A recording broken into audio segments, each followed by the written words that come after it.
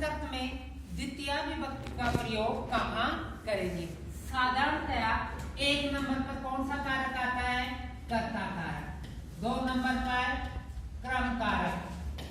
तो 1 नंबर की विभक्ति कौन से कारक में है? कर्ता कारक में। और 2 नंबर की विभक्ति कौन से कारक में है? कर्म।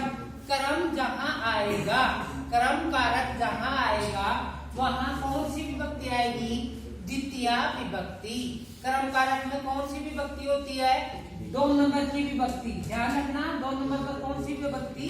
द्वितीय विभक्ति। अब इसका पहला सूत्र है कर्तूरी। कर्ता कर्तूरी पी सततमम। कर्ता इपिसितम। इपिसितम का मतलब होता है जिसको सबसे अधिक चाहता है। कर्ता कर्तूरी पिसतम क्रमः। कर्ता क्रिया के द्वारा इपिसतम।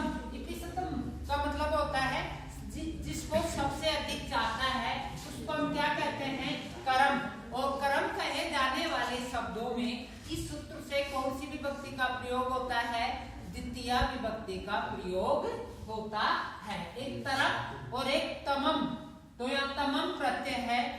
इपिसतम सबसे अधिक चाहना। एक तो चाहना और एक सबसे अधिक चाहना।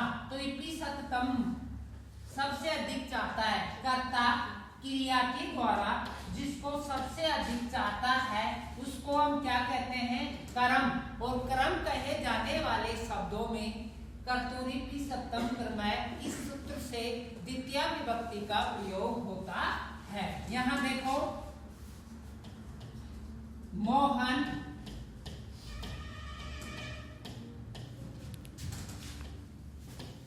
विद्यालय जाता है।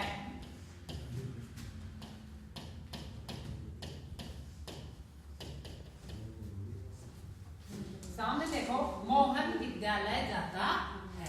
मोहन कर्ता कारक है। जाना क्या है? क्रिया।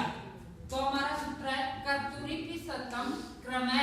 कर्ता क्रिया के द्वारा जिसको सबसे अधिक चाहता है उसको हम क्या कहते हैं? कर्म। तो यहाँ कर्ता कौन है? मोहन। मोहन तो क्या है? कर्ता। और क्रिया क्या है? जाना। क्रिया क्या है? जाना।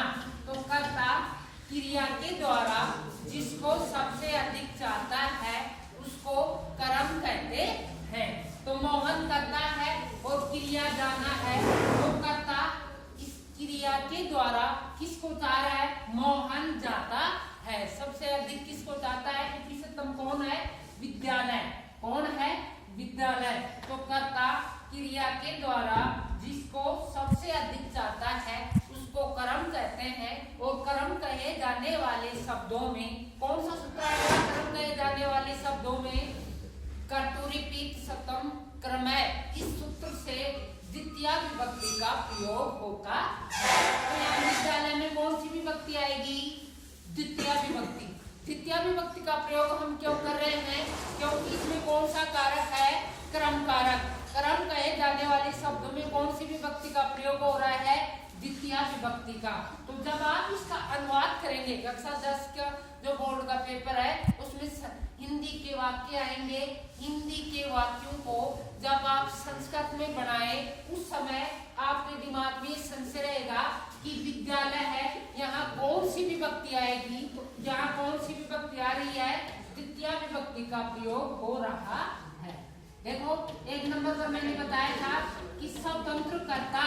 कर्ता कारक में कौन सी विभक्ति है? प्रथमा। तो यहाँ कौन सी विभक्ति आ गई?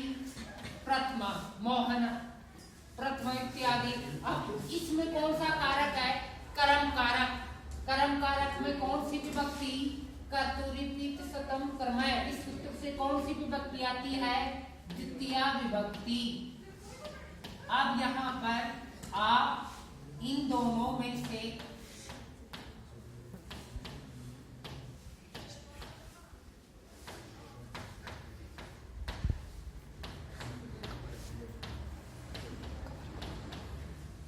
कौन सा आएगा? इनमें से ध्यान दें, इसकी पहचान करने के लिए इन 3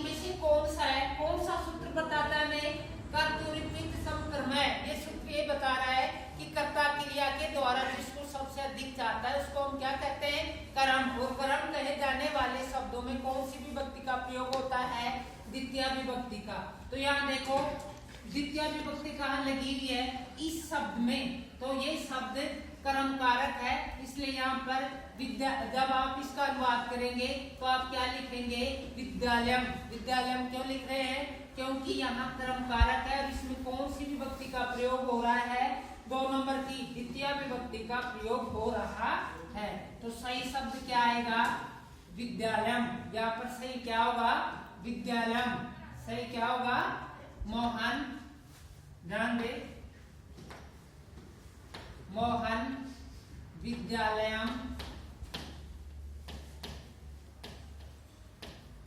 क्रिया कर्ता के पुरुष वचन के अनुसार। कर्ता मोहन है, प्रथम पुरुष एक वचन का है, तो क्रिया भी प्रथम पुरुष एक वचन की होगी। और देखो दान, तो यहाँ ये रेखांकित है, ये रेखांकित विद्यालय, तो यहाँ कौन सा शब्द आ गया? विद्यालयम। विद्यालयम क्यों आया? क्योंकि कर्ता क्रिया के द्वारा जिसको सबसे अधिक चाहता है उसको हम क्या कहते हैं? कर्म। कर्म कहे जाने वाले शब्दों में द्वितीय विभक्ति का प्रयोग होता है। और देखो दान इसके 2 नंबर पर देखो, मोहन, मोहन ग्रंथ पढ़ता है।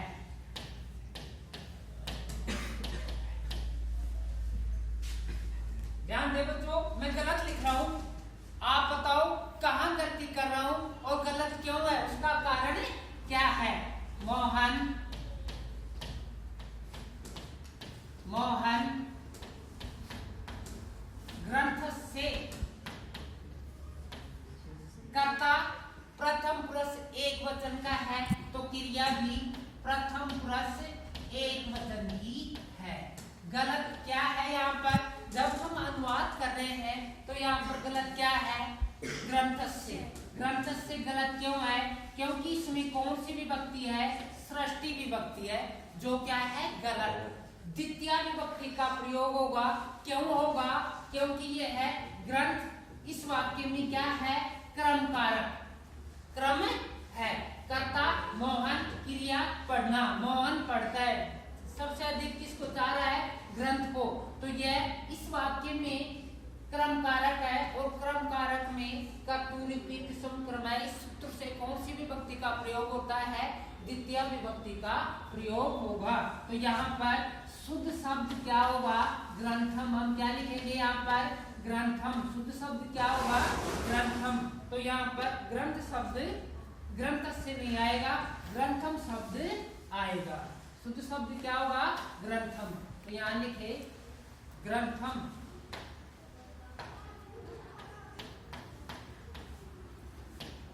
ग्रंथम आएगा। 3 नंबर का देखो, 3 नंबर का देखो, मोहन ग्रंथम पढ़ती। 3 नंबर देखो, राम है। अब यहाँ आ जाएगा पुस्तकम, क्योंकि इसमें कौन सा कारक है? क्रम कारक। इस प्रकार से क्रम कारक में कर्तृ से कब करना है? इस सूत्र से द्वितीय विभक्ति का प्रयोग। जहां जहां क्रम कारक आएगा वहां वहां कौन सी विभक्ति आएगी? द्वितीय विभक्ति का प्रयोग होता है। क्रम कारक में कौन सी विभक्ति का प्रयोग होता है? द्वितीय विभक्ति का प्रयोग होता